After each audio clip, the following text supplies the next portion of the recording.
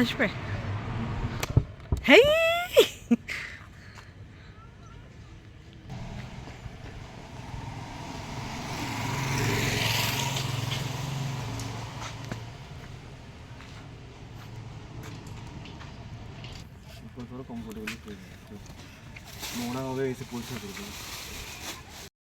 Hello and welcome back to my channel talk Shri with Rimpa. আশা করছি তোমরা সবাই ভালো আছো, সুস্থ আছো, আর আমিও খুব ভালো আছি।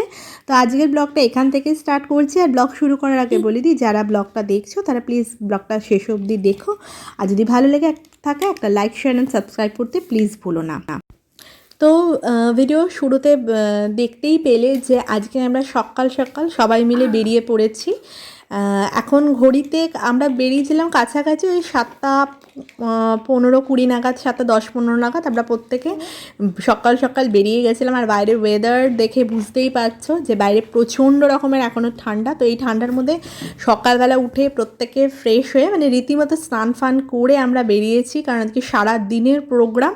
আর কোথায় যাচ্ছি কী যাচ্ছি সমস্তটা তোমাদের সঙ্গে শেয়ার করব, তার জন্য ব্লগটা সাথে থাকতে হবে, এন্ড অবধি দেখতে হবে। তো চলো সাথে থাকো আর দেখতে থাকো।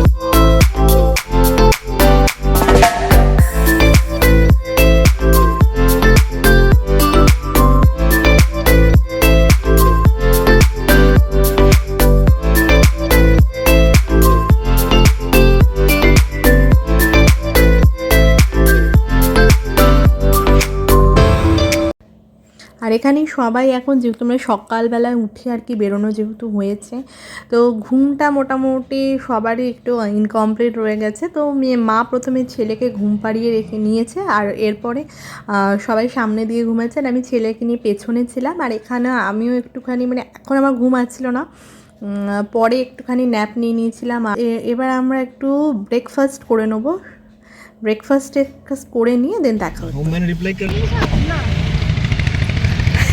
আমি নিচ্ছি না, তোকে করবো বলে, তোকে করবো বলে ভিডিও। কেমন ঠান্ডা শোনা? হ্যাঁ কেমন ঠান্ডা রে?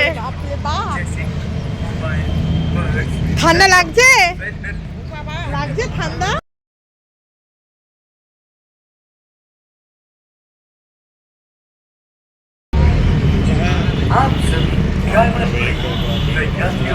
गणपति नंबर 55 आपका स्वागत। आप सबसे सड़क के किनारे न लगें, अपनी बातें एवं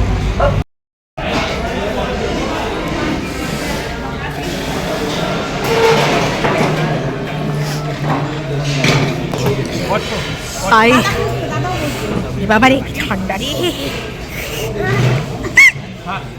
আমার ফাটা ও এটা মানুষ মানুষ মানুষ ঠান্ডা না ও ঠান্ডা লাগে ও হাসি তুমি অফার করেছিলে। হ্যাঁ তুমি অফার করবে, ভুল হয়েছে ভুল হয়েছে তুমি দাতা কর্ণশীল হয়ে বলেছো। মোটে যাবে খাবারের দাম কম। বেউন বেউন জয়পুরে আমাদের খাবারের খরচা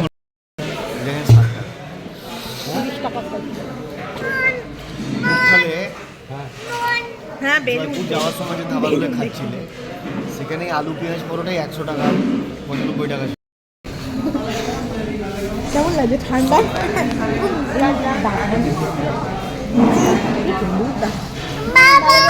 ঘুমাচ্ছিল আমার ওখানে যে একবার ভালো করে মেজে দেবো।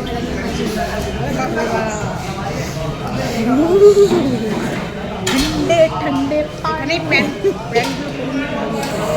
হ্যাঁ ফটোটা করে এলে ভালো হতো। তো ব্রেকফাস্ট করে নিয়ে আমরা সবাই মিলে লম্বা টানা ঘুম দিয়েছিলাম।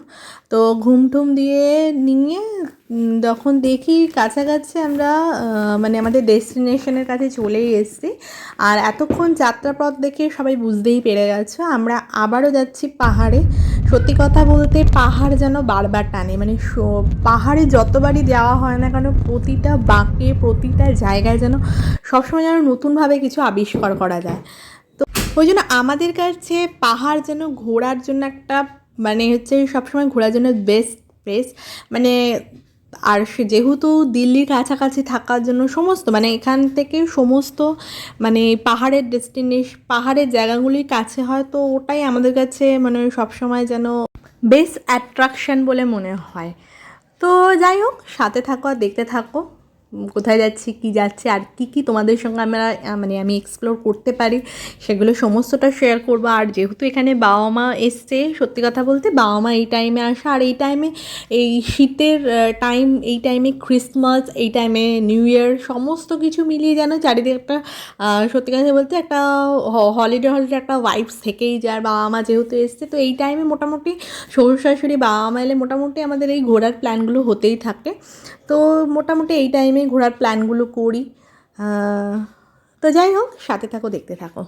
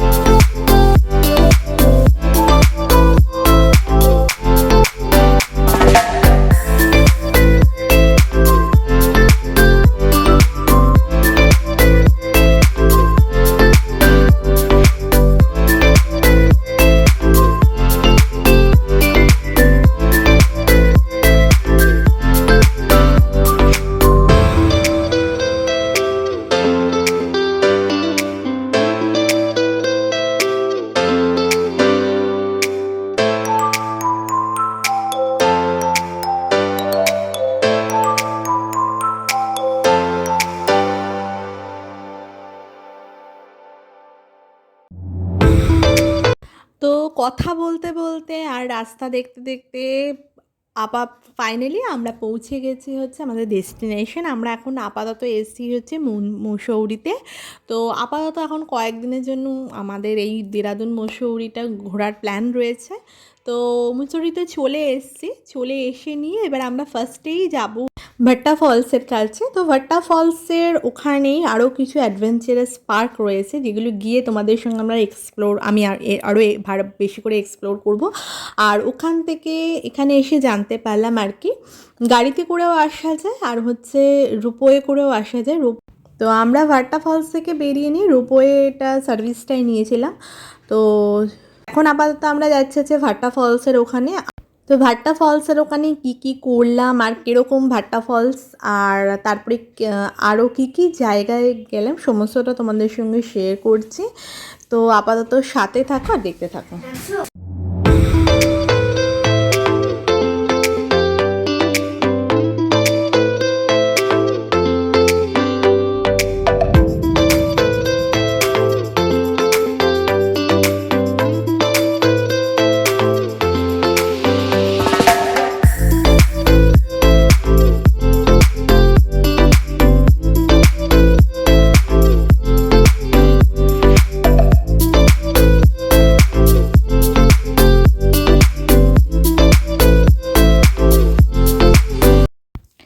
তো ভাট্টা ফলসের ওখানে যেতে গিয়ে এন্ট্রিতেই একদম সাইডে ছিল হচ্ছে অ্যাডভেঞ্চারাস পার্ক, যেটা বললাম যে রোপওয়ে যে সার্ভিসটা আছে মানে ভাট্টা ফলস থেকে আসার জন্য, তো এখানেই আছে।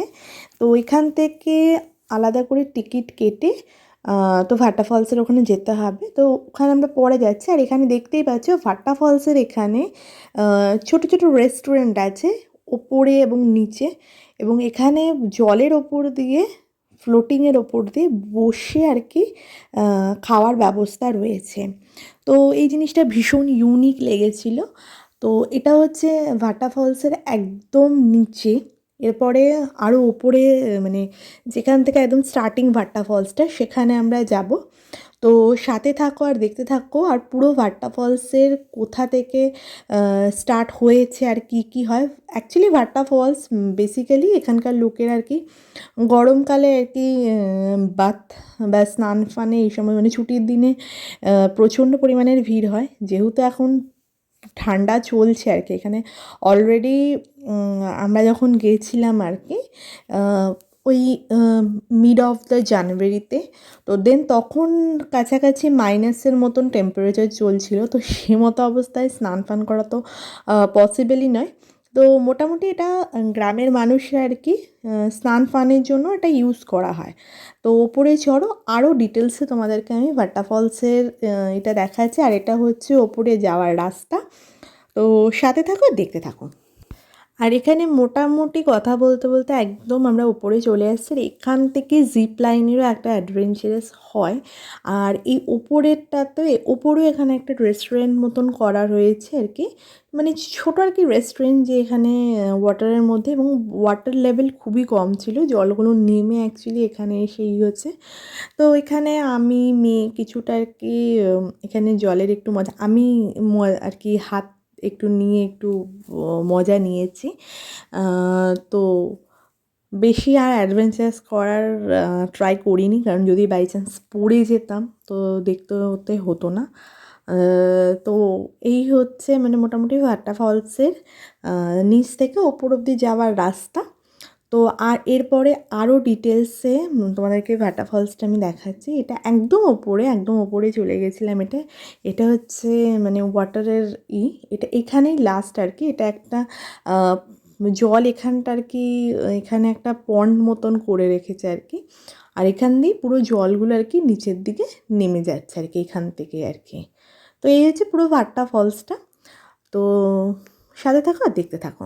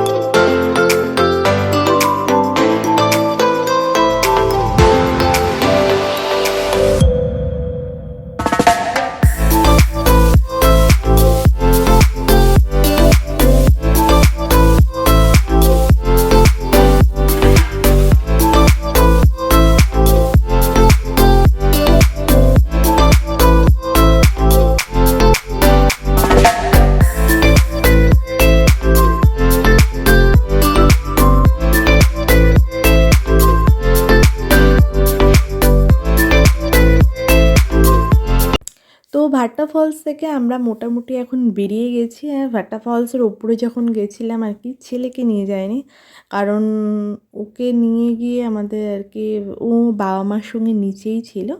তো যাই হোক, আজকের ব্লগটা আর বেশি বড় না করে এখানে এন্ড করলাম। যদি আজকের ব্লগটা ভালো লেগে থাকে প্লিজ একটা লাইক, শেয়ার অ্যান্ড সাবস্ক্রাইব করতে ভুলো না। আর নেক্সট ব্লগে তোমাদের সঙ্গে শেয়ার করব যে মুসুরি পৌঁছে যাওয়ার দিনকে আর কোথায় কোথায় গিয়েছিলাম, আর অ্যাডভেঞ্চারাস পার্কে এরপর আর কী কী করলাম সেই সমস্তটা তোমাদের সঙ্গে শেয়ার করব।